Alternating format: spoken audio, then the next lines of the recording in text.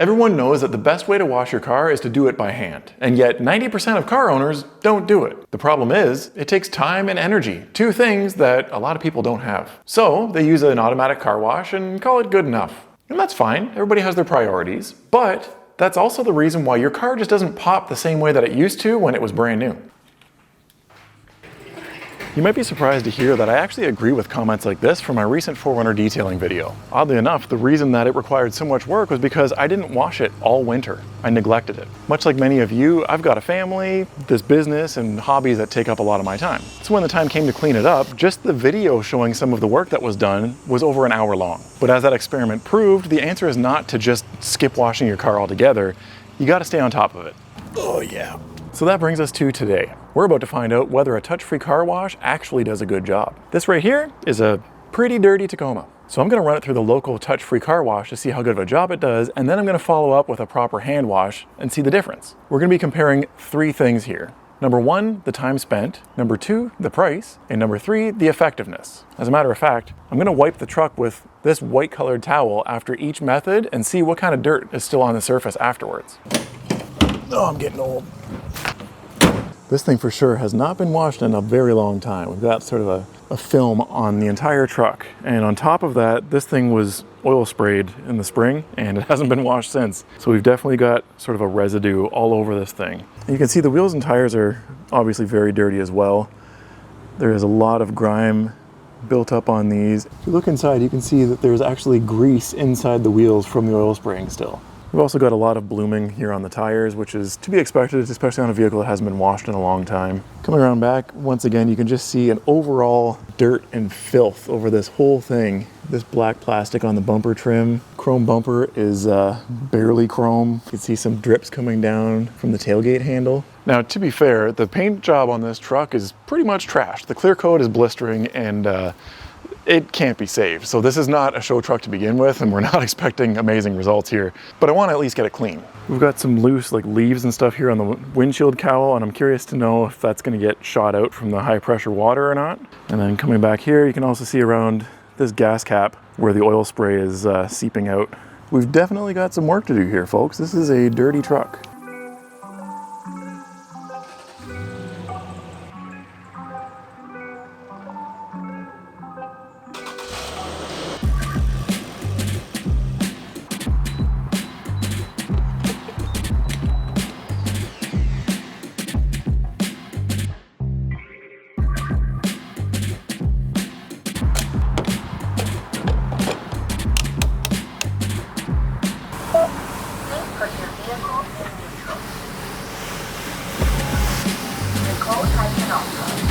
Don't want to forget this part.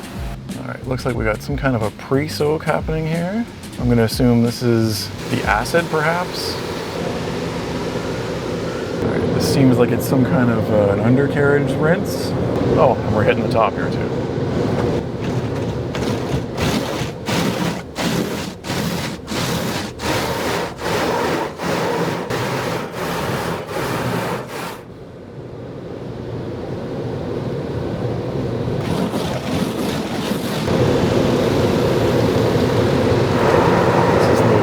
Final rinse, I guess? Is that it? Are you serious? That's it? They didn't even put any soap on it. They just rinsed it with acid and then rinsed it off with water after, and now we're blowing it dry already. I hope the trim on my antenna doesn't come flying off. Oh, it's going, oh no! Oh no, crap. I think it flew off. All right, I guess that's that.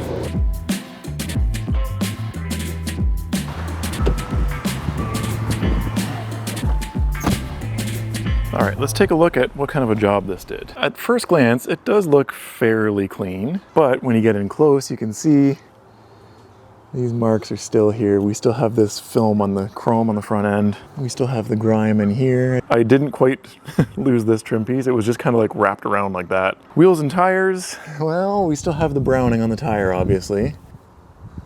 Wheels are not clean at all. It still looks pretty bad, actually. We still have some water on here. I didn't dry it off all the way. It did a decent job, though, of drying it, but not amazing. We still have streak marks here from the tailgate handle. This is all still wet, so it's kind of hard to tell what kind of dirt and dust is still on here. But the chrome, the It did a pretty decent job of cleaning up the bed, so that's kind of nice. What about over here where the oil spraying was still left on the gas cap? Well, it didn't do anything there, really. Overall, I would say it was pretty underwhelming, to be honest. But that was the basic wash, the lowest package. So, you know, we have to manage our expectations a little bit there. But overall, if you're just looking for a quick cleanup, better than nothing, I guess. It's usually pretty dirty right here from getting kicked up from the wheels and stuff. So let's just hit it here. This is just a rinseless wash. Let's see what it picks up. Well, it's not good, but it's not bad. This was a perfectly white towel before. And that's what came up just from that one pass. Let's try it again. I don't know if I showed that it was perfectly white before. Perfectly white. And let's go maybe right here. Again, perfectly white. And that's what we just picked up.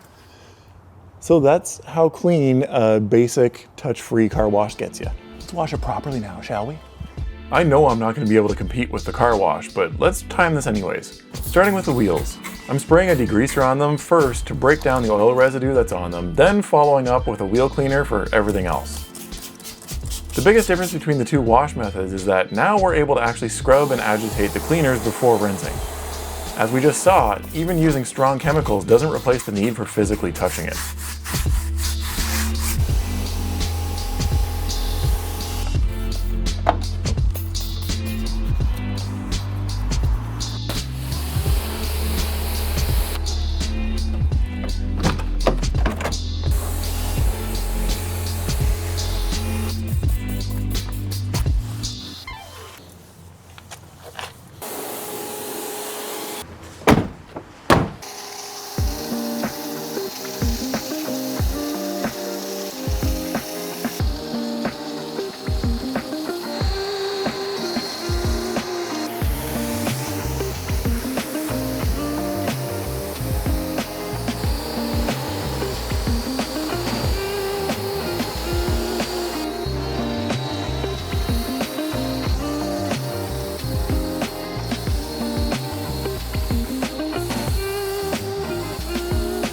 Since the paint is already beat up on this thing, I'm doing the 2-bucket method with a mitt because I don't feel like doing any more laundry than I need to.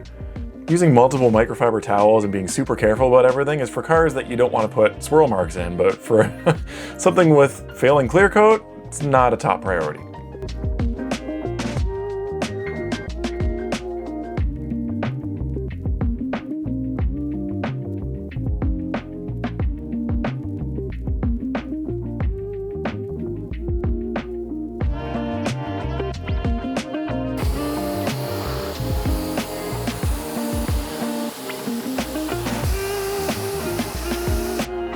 No drying aid here since I'm going to be polishing the paint and I don't want to leave any residue behind.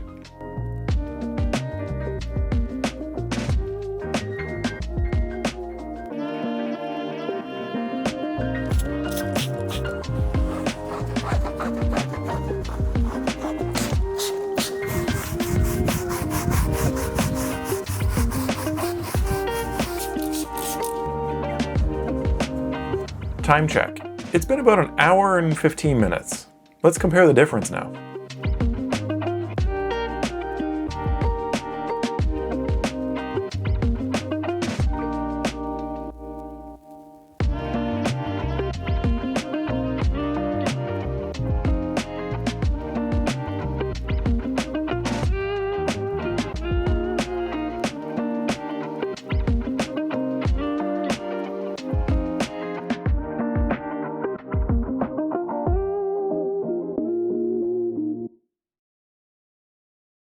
All right, one final walk around to show you what it looks like when you're able to spend time on the areas that need extra attention and stuff. Getting into where the fog lights are here, clean up the wheels and tires properly. And I didn't put anything on this paint, guys. I didn't put any wax or sealant or anything on here because I am gonna be polishing this still. Another thing that I did after the car wash was I went like this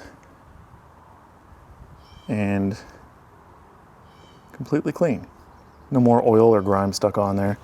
It's not a show truck still. It just goes to show the difference between not touching it and actually agitating the dirt that's on the surface. The chrome looks a little bit more like chrome again. Paint's looking glossy again. Cowl has all of the junk out of it. Here, where all the oil spraying was seeping out of the gas cap, I was able to scrub that off with a brush and a degreaser. And what do you know? It's time for the white towel test again. I'm doing it on this side of the truck because it's kind of unfair to wipe again where I've already wiped in case maybe that got the remaining dirt. Same thing that we did over there. One quick wipe. Look at that.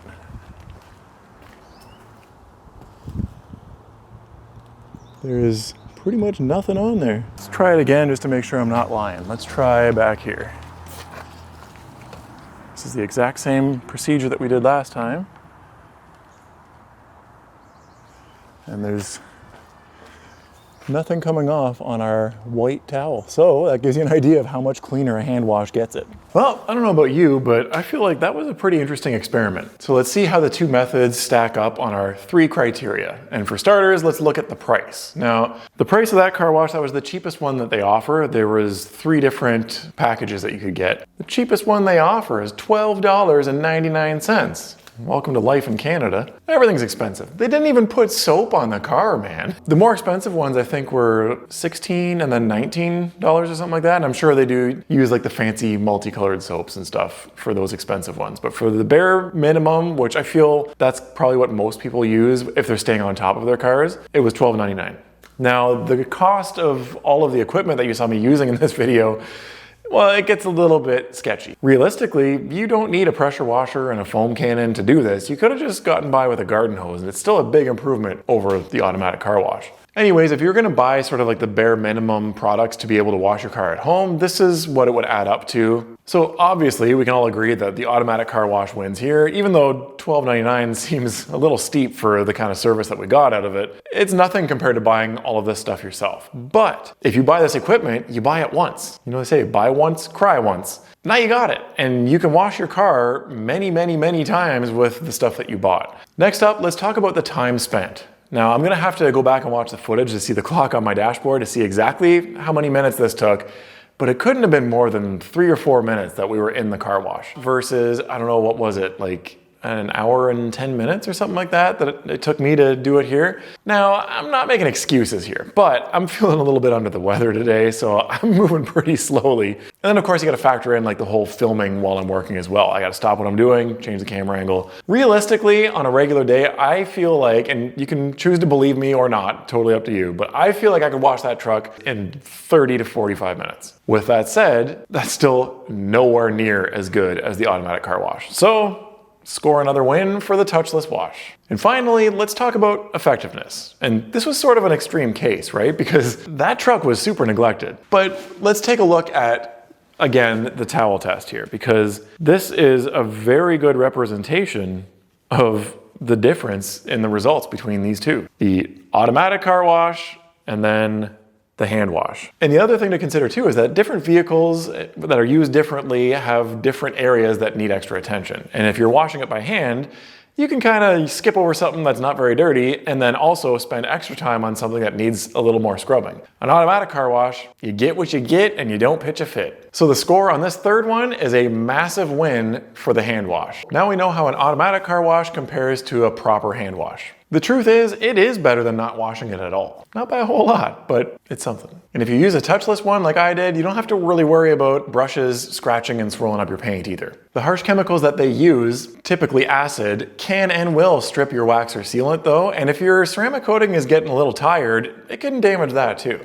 As a matter of fact, I actually reached out to Petro-Canada, who operates this car wash, and I just wanted to know whether they use acid, what type of cleaners they use, and what kind of PSI they spray the water at. As you can see from our conversation here, they were about as useful as a poopy flavored lollipop. So I don't know what they've got to hide, but it's a pretty simple question. What are you spraying on my vehicle? And they couldn't answer me. In this case, those harsh chemicals were welcomed because I actually do want to strip this down to the bare paint since I'm going to be polishing it in the next video. So stay tuned for that. And if you like this kind of advice, make sure to sign up for Less Dirty in 30 below. That's where I email you a new detailing tip every day for 30 days, totally free. Sign up. There's a lot of good stuff in there. And if you want to see exactly how much work goes into making an unwashed and neglected vehicle look great again, watch this video next.